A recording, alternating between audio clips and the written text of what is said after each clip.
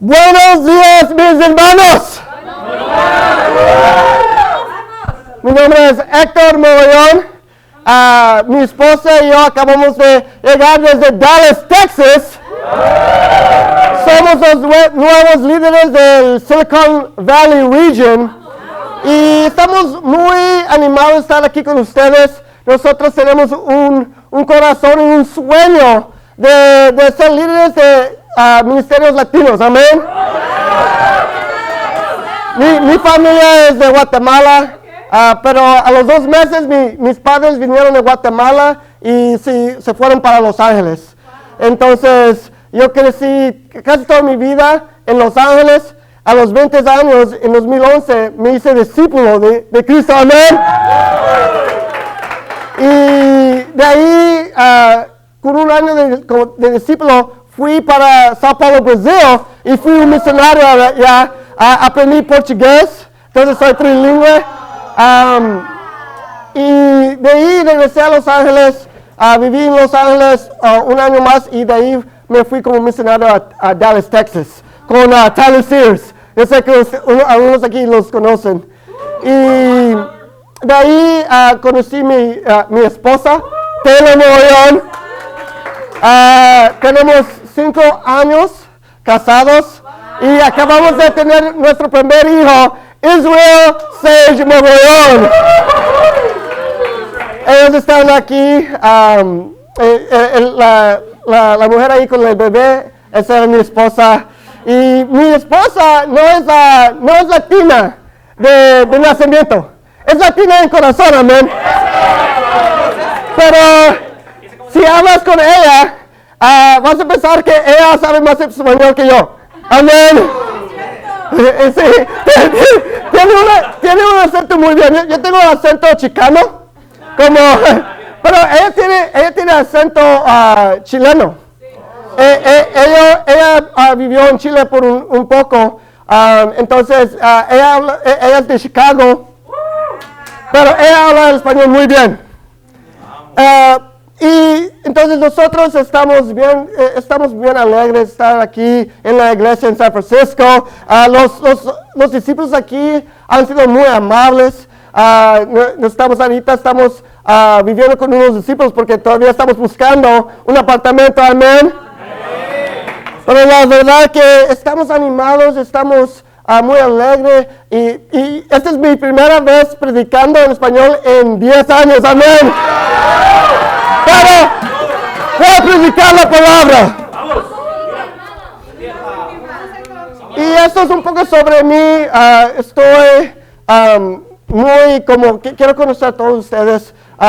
Hugo y yo vamos a cambiar. Una semana va a ser Hugo, otra semana yo voy a predicar. Pero tenemos un sueño de ser misionarios en Latinoamérica. Amén. Pues hoy les quiero hablar y quiero enseñar sobre qué significa ser radical para nuestro Dios. Amén. Y si lo piensa, muchos en el mundo son radicales por algo. ¿Saben que el Islam es la religión que está creciendo más rápido en el mundo? Y muchos países que practican Islam, ellos son bien radicales. Y les enseñan que los que viven aquí en el mundo occidental, en los Estados Unidos y otros países, somos los enemigos y debemos ser destruidos. Y los radicalizan y de ahí van y hacen actos de terrorismo, ¿no? Pero en los Estados Unidos también, en las escuelas, están radicalizando a sus hijos con la agenda de LGBTQ. Y le están enseñando a sus hijos que está bien ser confundido. Si no sabes si eres hombre o mujer, está bien, no te preocupes. Están radicalizando a tus hijos en las escuelas hoy mismo. Y la verdad es, si nosotros no nos radicalizamos para Dios, el mundo va a radicalizar nosotros. Y si nosotros no somos radicales para Dios, ¿cómo vamos a enseñar a nuestros hijos cómo ser radical para Dios? El título de mi enseñanza hoy es los 14 pulgas para ser radical.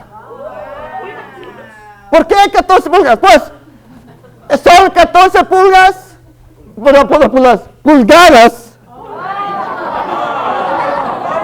Pulgadas, eso. Es lo que pasa cuando no predicas en español por 2 años. Pulgadas son los fleas, ¿right? Los 14 pulgadas para ser radical. Y son 14 pulgadas la distancia para la cabeza, el cerebro, al corazón. Y estos 14 pulgadas pueden ser las pulgadas más profundas para algunos que no aman a Dios. Pero si nosotros no hacemos esa distancia desde nuestra cabeza a nuestro corazón, no podemos ser radical para Dios. Vamos a leer, pueden abrir sus Biblias en Génesis. Y mi primer punto es: la fe radical cree que cualquiera puede cambiar. Y vamos a leer sobre Jacob. Y si no saben la historia de Jacob, el nombre Jacob quiere significar engañador. Imagina eso. Imagina cuántas mentiras tienes que decir tú para que tu nombre se convierta a el engañador. Pero es como lo conocían a él. Cuando pasaba dice, mentiroso, no, Jacob, disculpa. Pero le conocían como el engañador. Lo que pasó es que Jacob, él engañó a su hermano para robarle la herencia. De ahí engañó a su padre para que las bendiciones que van para el mayor, él iba a recibir esas bendiciones. Entonces, pero cuando eso pasó, su hermano Esaú no estaba muy contento con Jacob, amén. Entonces lo quería hacer daño. Entonces Jacob huyó. Y él huyó para vivir con su tío Labán. ¿Cuántos de nosotros aquí estamos huyendo de algo?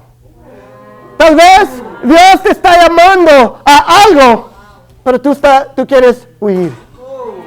Tal vez estás estudiando la Biblia y los hermanos te están ayudando y te están diciendo, tienes que ser un discípulo. Pero en tu corazón quieres huir. Y Jacob, el engañador, huyó. Y fue a vivir con su tío Labán. Y en su tiempo con su tío Labán, se enamoró con la hija de Labán, Raquel. Y le dijo a Labán, voy a trabajar por ti por 7 años si me das tu hija en matrimonio. Entonces trabajó 7 años, pero lo que pasó es que Labán era un mentiroso aún más peor que Jacob. En vez de darle a Raquel, le casó con la hija mayor, Lea. Porque en ese tiempo, cuando se cansaba, tenían algo que se cubría la cara. Entonces Jacob no sabía hasta el próximo día que se casó con la hermana equivocada. Y Jacob ahora aprendió cómo se siente ser engañado. Y Dios le quería enseñar le quería enseñar a Jacob cómo duele las mentiras. Cuando alguien te engaña, hace mucho daño. Y Dios estaba trabajando en el carácter de Jacob. Entonces, Jacob trabajó otros 7 años para casarse con el amor de su vida, Raquel. Pero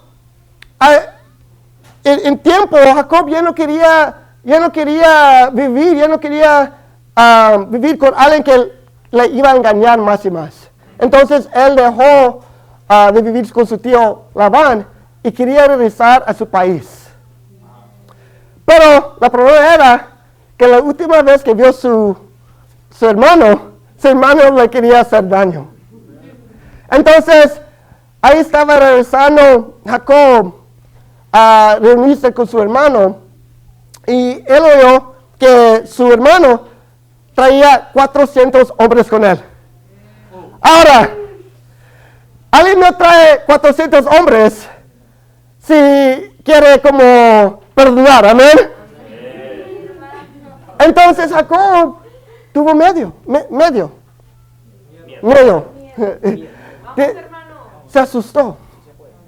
Entonces, vamos a ver aquí qué hace Jacob cuando aprende que su hermano viene con 400 hombres. Vamos a ir a leer en Génesis capítulo 32.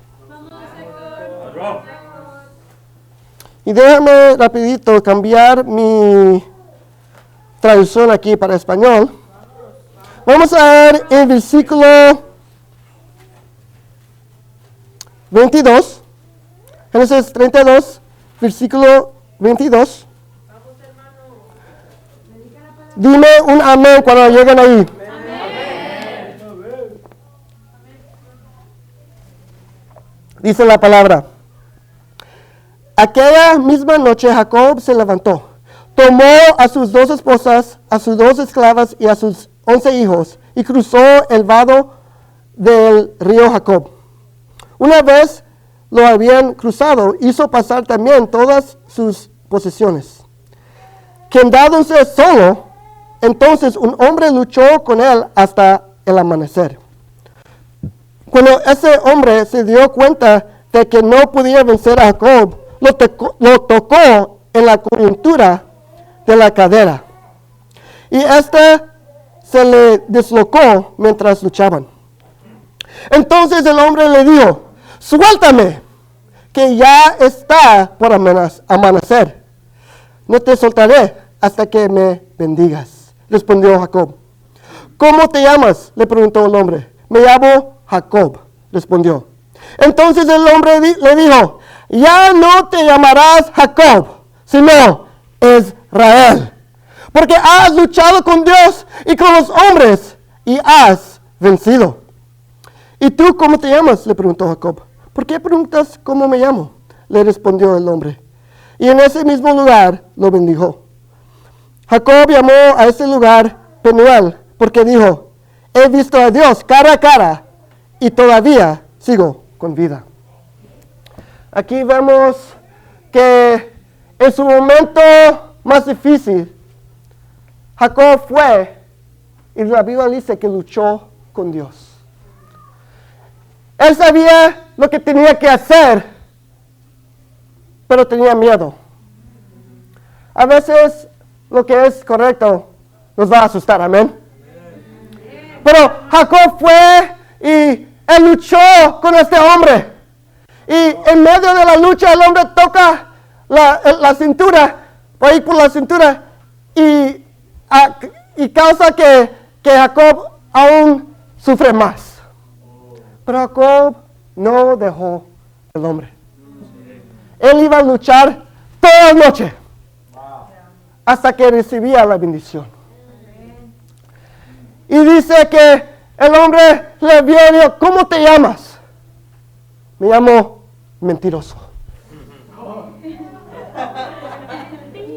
Y Dios le dijo, ya no te vas a ir por ese nombre, sino tu nombre será Israel. Vencedor, amén. Y vemos que el mentiroso se hizo vencedor. Y eso es lo que Dios quiere hacer con todos nosotros. Sí, Jacob era mentiroso y cobarde.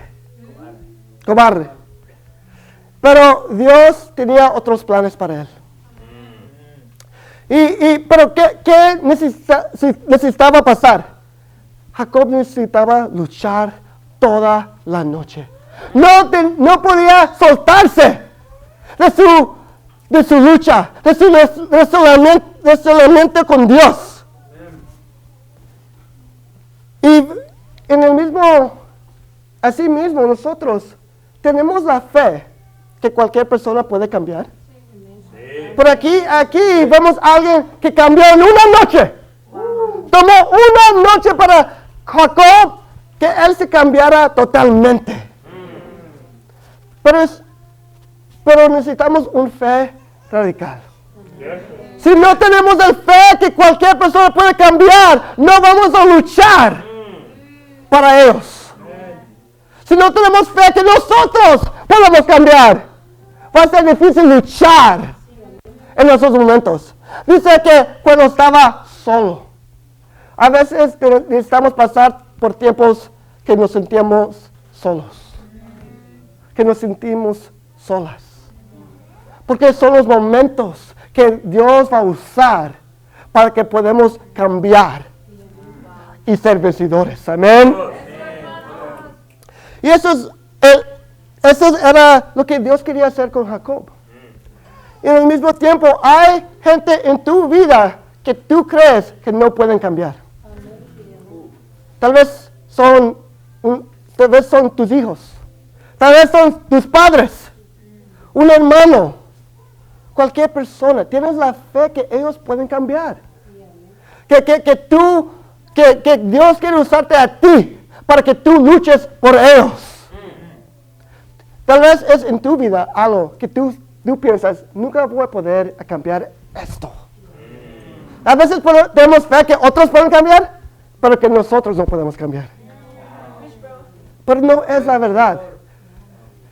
Israel no solo era el nuevo nombre de Jacob, también era el nombre de la gente de Dios.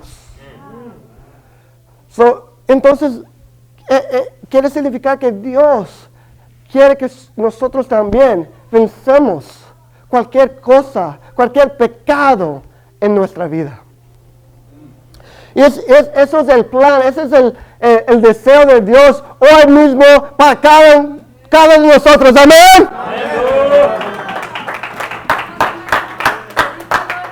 Tenemos que tener un fe radical que cualquier persona puede cambiar con Dios. Y cuando pienso en esto, pienso en unos amigos que tenía allá en Dallas, Texas. Ellos son casados y antes que se son discípulos, su matrimonio no era bien. El esposo estaba adicto a las drogas, hizo el meth y había muchos tiempos que dejó a su esposa y sus hijos para ir y estar con los amigos. La esposa se sintió abandonada y en ese sentimiento ella tenía un amorio, ¿se dice?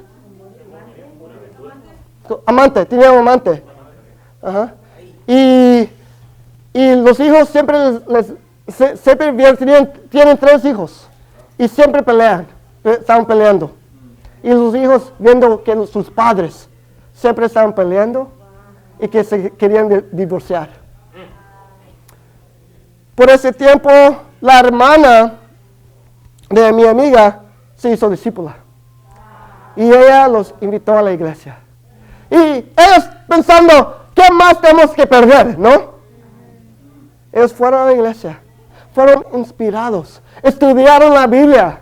Él ya no hace las drogas, él totalmente cambió de un día.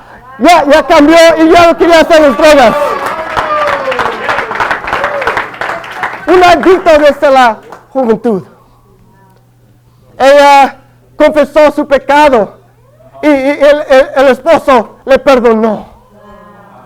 Los hijos vieron que sus padres cambiaron totalmente. Fueron inspirados y el hijo mayor se hizo discípulo. Después el hijo el medio confió en sus padres y en su hermano y se hizo discípulo también, amén. Y ahora la más pequeña, que tiene 12 años, está estudiando la Biblia y quiere ser discípula también. Ese es el poder cuando alguien tiene la fe que cualquier persona puede cambiar. Mi segundo punto es, los radicales estaban totalmente comprometidos. Vamos a ir a Juan capítulo 6.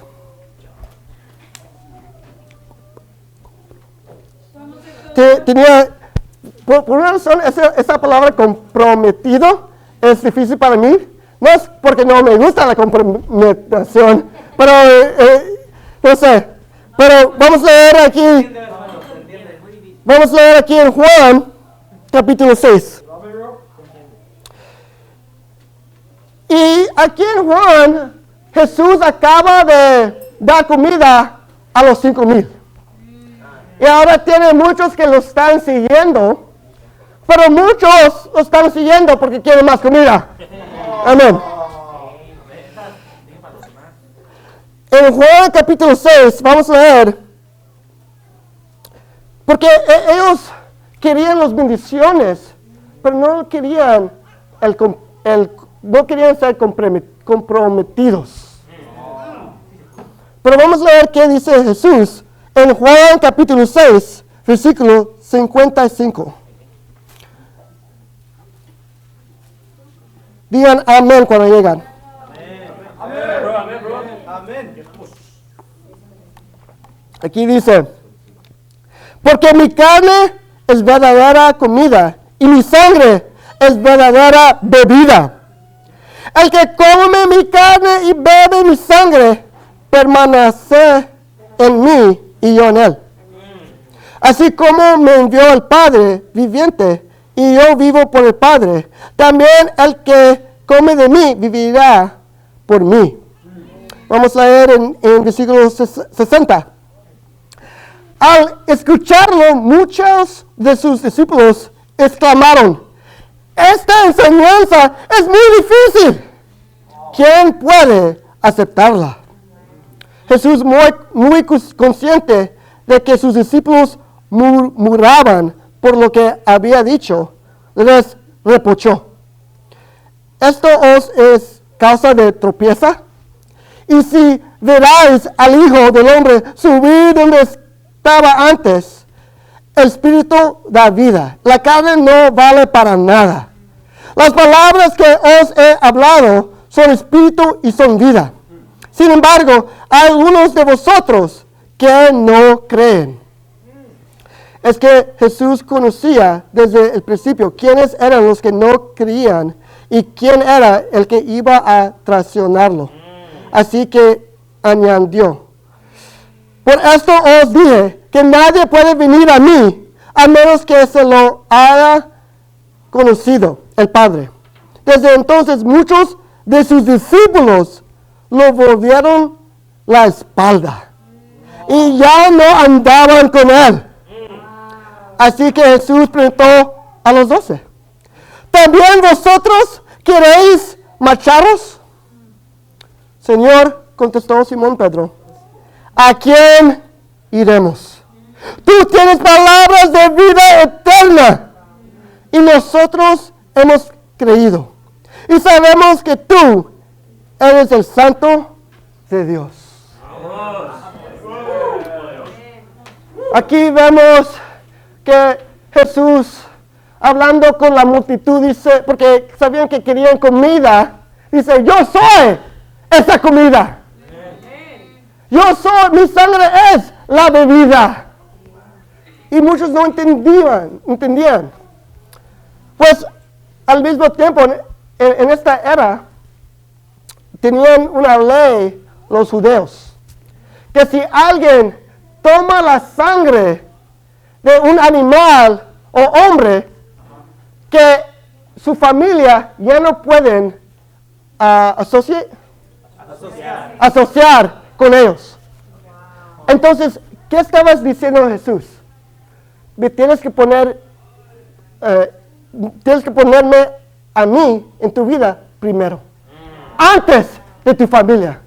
Si tu familia no quiere asociarte contigo por causa de mí, lo tienes que hacer si quieres ser mi discípulo. Eso era el compromiso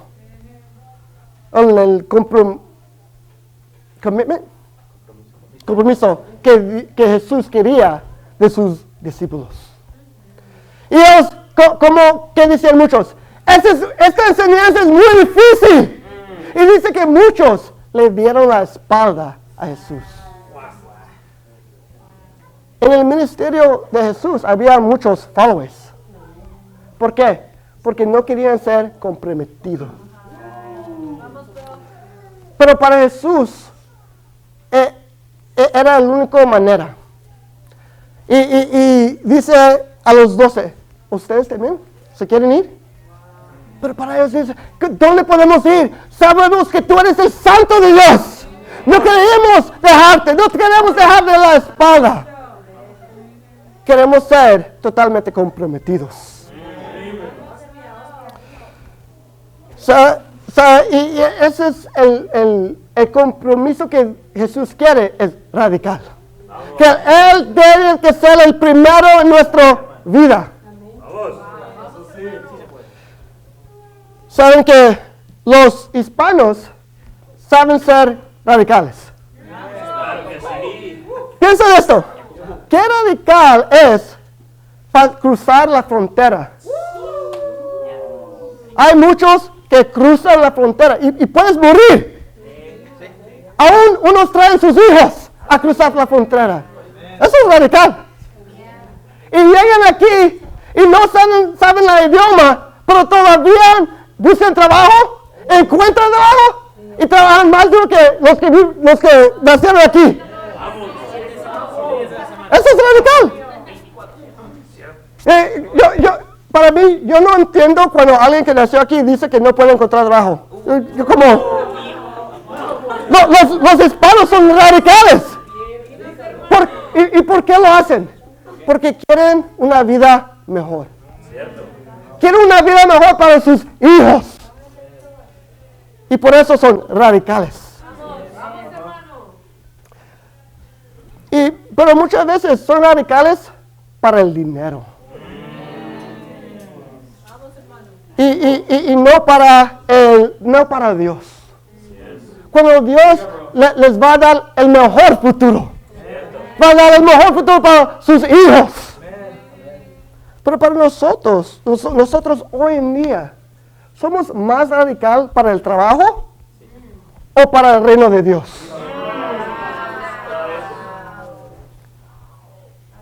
Los hispanos somos radicales, pero al mismo tiempo, porque no somos radicales para Dios, hay mucho alcoholismo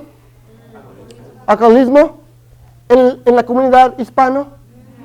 Hay mucho divorcio.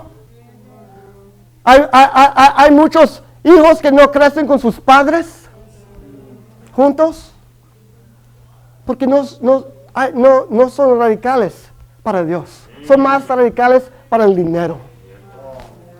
Pero hoy en día nosotros aquí en este 4 somos radicales para Dios también. Tenemos que ser comprometidos a Dios y a su reino.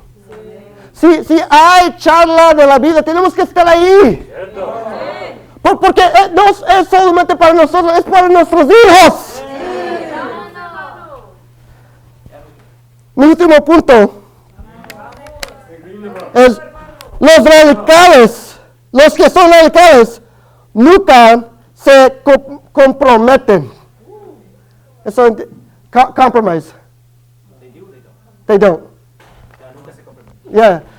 Esas dos palabras, como es muy difícil porque son tan parecidos, comprometido y compromete. Right? Compromiso. Pero como, like, compromise and commitment are different, right? Okay. ¿Pero sí me entienden? Okay, amén. Gracias por los bilingües aquí, amén. Vamos a Lucas capítulo 9.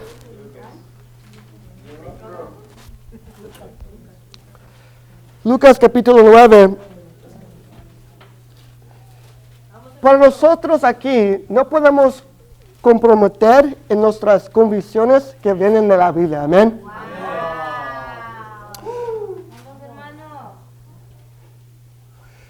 Vamos a ir a Lucas capítulo 9, versículo 57.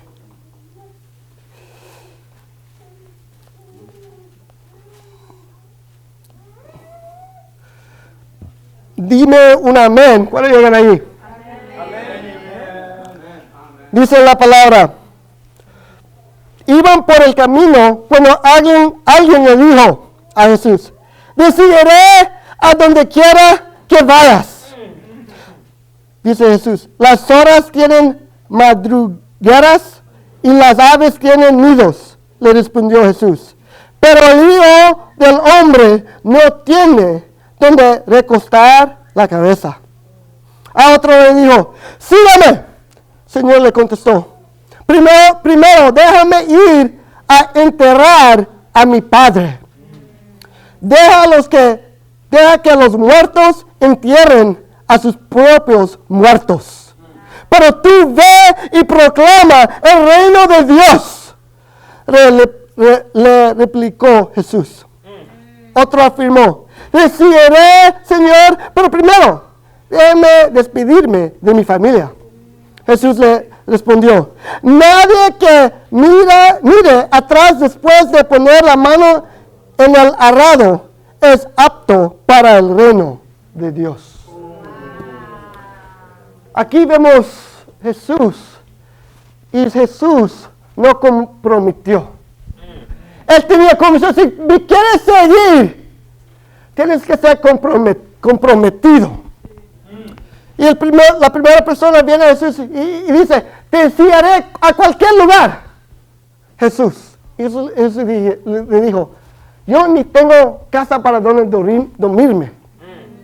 ¿Qué quería decir? Que ser discípulo no es una vida fácil. No es como todos tus problemas se van a ir. No. Va a haber como vas a estar en situaciones que vas a tener que hacer las cosas que no quieres hacer. Y no es confortable. Si quieres vivir una vida de lujos, no debes ser discípulo. Esa no es la vida que promete la Biblia. Es una vida de propósito. Es una vida de ir y a salvar un mundo perdido. No es una vida de vivir de lujo. Entonces le dice Jesús, si quieres seguir, no vas a ser confortable. En la segunda persona viene y dice a Jesús, Jesús le dice, ven, sígame. La persona le dice, te sigo, pero primero déjame ir y enterrar a mi papá. Y Jesús, cuando leemos eso, es muy duro, ¿no? Como decir, deje los que están muertos enterrar a los muertos. ¿Cómo Jesús, que predica amor, cómo él puede decir eso? ¿Qué quería decir? Y para Jesús, él entendía algo. Que cuando alguien se muere, eso es todo. Si ellos son salvos, van al cielo. Si no son salvos, no van al cielo, van al infierno. Ya cuando alguien se muere, ya no hay oportunidad para cambiar.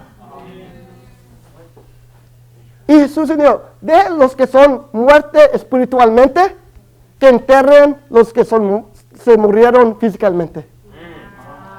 Porque cada minuto que nosotros no estamos predicando la palabra de Dios, no estamos evangelizando, es momentos que la gente se está muriendo y se va al infierno.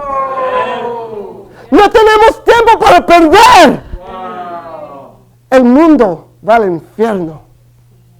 Y cualquier minuto que gastamos en las cosas que no son del mundo, que no son de Dios, que son del mundo, más gente van al infierno.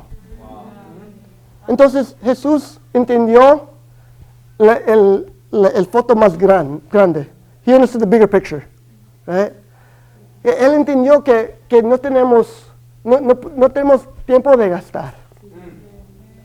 Y el último viene y Jesús le dice, sígame. Y él dice, déjame despedirme de mis padres. Y Jesús le dice, no que no puede hacer eso, pero que no puede ver de atrás. Si nosotros hoy somos cristianos, somos discípulos, pero estamos viendo atrás, lo va a ser más difícil para ser radical para Dios. Para los discípulos que dijeron a Jesús, ¿a dónde vamos?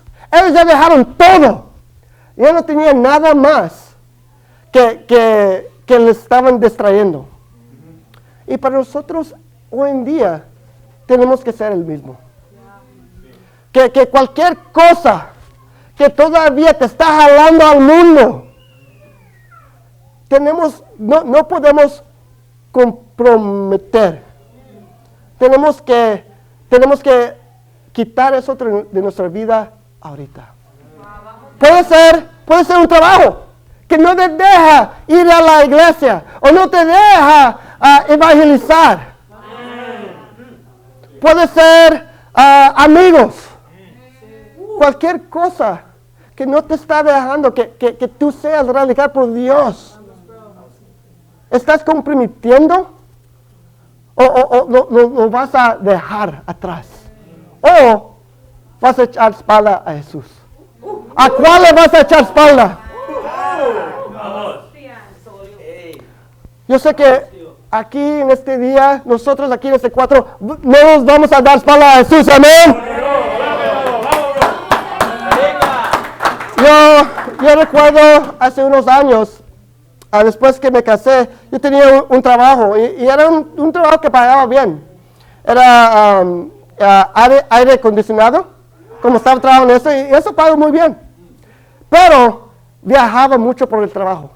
Entonces había muchos tiempos que no iba a la charla de la Biblia. No estaba en estudios bíblicos. Había veces que no fui al midweek. Por el trabajo.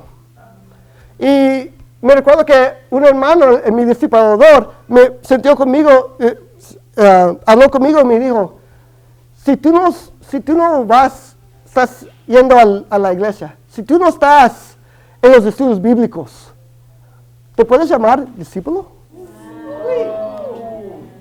Y yo sabía que no me puedo llamar discípulo si yo no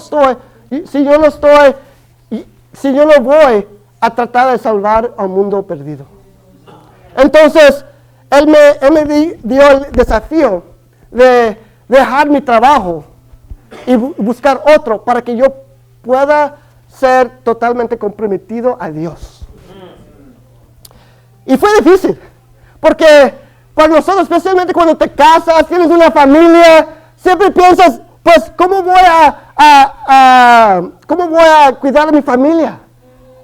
Pero yo sabía que lo más importante del dinero era que mi familia estaba cerca de Dios. Entonces yo hice la decisión, me dejé ese trabajo, regresé a la escuela, tenía como 28 años, regresé a la escuela para ser maestro. Y durante ese tiempo es cuando Jackie y Fernando fueron a Dallas para ser los líderes de la iglesia allá. Y cuando llegaron allí, vieron que mi esposa y yo fuimos totalmente comprometidos. Y ellos dijeron, queremos entrenar a ustedes para estar en el ministerio. Pero si yo no hice esa decisión, hoy en día yo no estuviera aquí predicando a ustedes.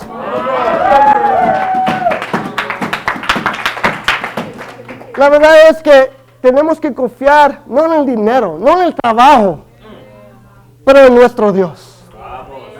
Porque nuestro Dios nos va a cuidar. Y más importante, nuestro Dios nos va a dar salvación a nosotros, a nuestra familia, a nuestros amigos, a nuestros vecinos. Es lo más importante que podemos tener.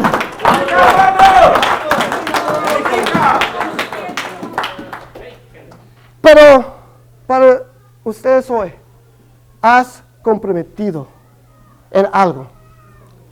Te quiero desfiar, deja eso y de todo tu corazón a nuestro Dios. Amén.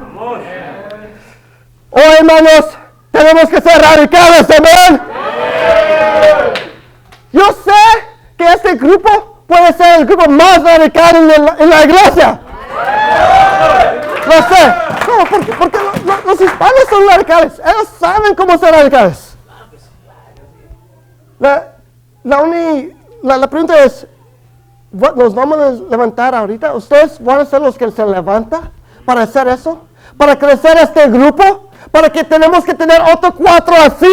¡Amén! Yo quiero predicar un grupo así. ¡Amén! Nosotros podemos ser ese grupo. Pero tenemos que ser radicales para nuestro Dios. Y para hacer eso, es un viaje. No solo oiga, escucha lo que estoy diciendo. Deja que lo que dije viaja de su cerebro a su corazón. Tenemos 14 pulgadas, no pulgadas, pulgadas para ser radical y para Dios sea la gloria.